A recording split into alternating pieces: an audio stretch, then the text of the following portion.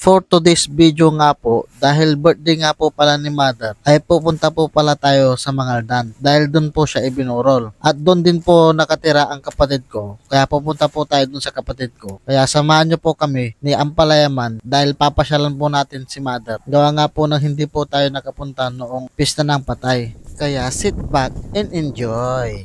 Kaya fast forward po tayo.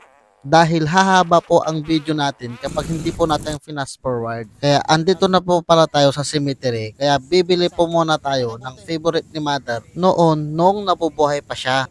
Yun ay ang di po pwede natin banggitin. Makikita nyo na lang po sa kulay at papakita din po natin mamaya. Hindi na lang po natin babanggitin dahil iiwasan po natin na ma-violation dahil alam nyo na marami pong bawal. Dito na po pala tayo sa mismong loob ng cemetery. So maglalakad lang po tayo ng konti at mararating na po natin ang puntod ni Mother dahil malapit lang po ito sa kalsada. Kaya konting kimbot nga ay nandito na nga po pala tayo sa puntod ni Mother, yung tinuturo ko na po na yon. So lapit lang po tayo ng konti. So nauna na siyang Ampalayaman. So andito na po tayo mga kasutil.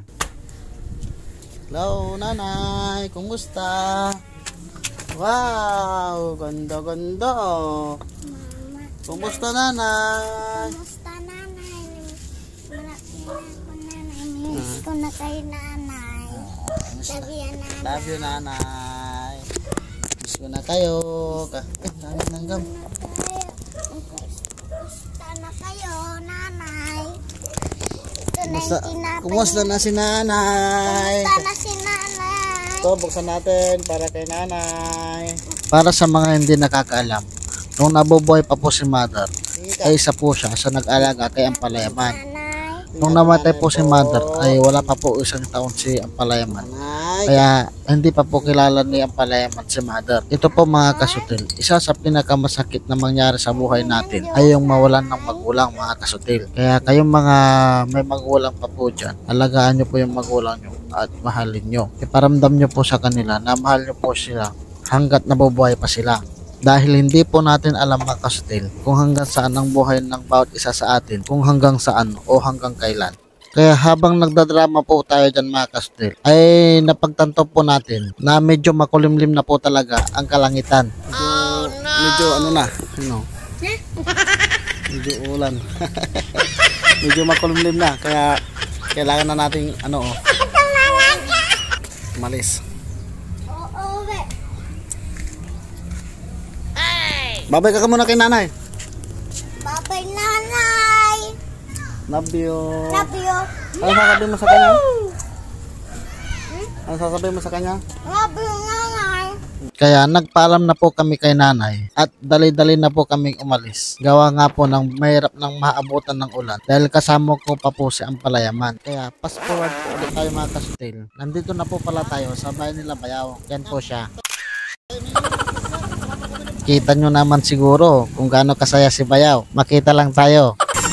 Dito na tayo. Dito na tayo.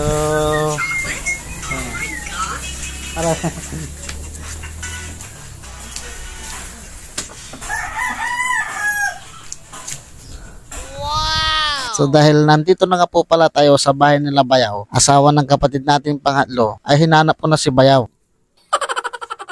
At chinik ko yung pinainilit niyang tubig dahil sinabi ko nga po pala sa kanya bago kami pumunta dyan ay magpait na siya ng tubig para pagdating po natin ay mabilis po nating matatrabaho yung ating dalang chicken. So nung nandyan na po siya mga kasutil, dali-dali na po kami nagasan ng gagamitin po namin. So hindi po pala natin pwedeng i-video yon dahil mababiolation po ulit tayo. Minabuti na po natin hindi po i-video. So fast forward po ulit tayo dyan mga kasutil.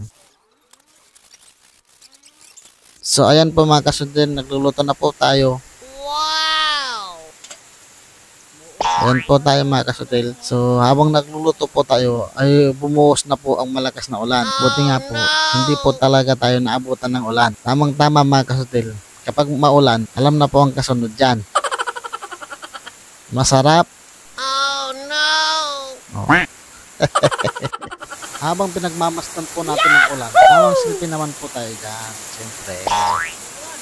Wow! So ayan tayo mga kasutil. Tamang pakit lang sa camera. At dahil tapos na po tayong magluto, alam nyo na po ang kasunod dyan. Shoutout kay Kuya Dinsyo, yung kumakaway dyan. Tapos si Bayaw. Tapos si Kuya Iking. So ang ganda na lamang mga kasutil. Maraming salamat sa panonood. Peace out. Alright.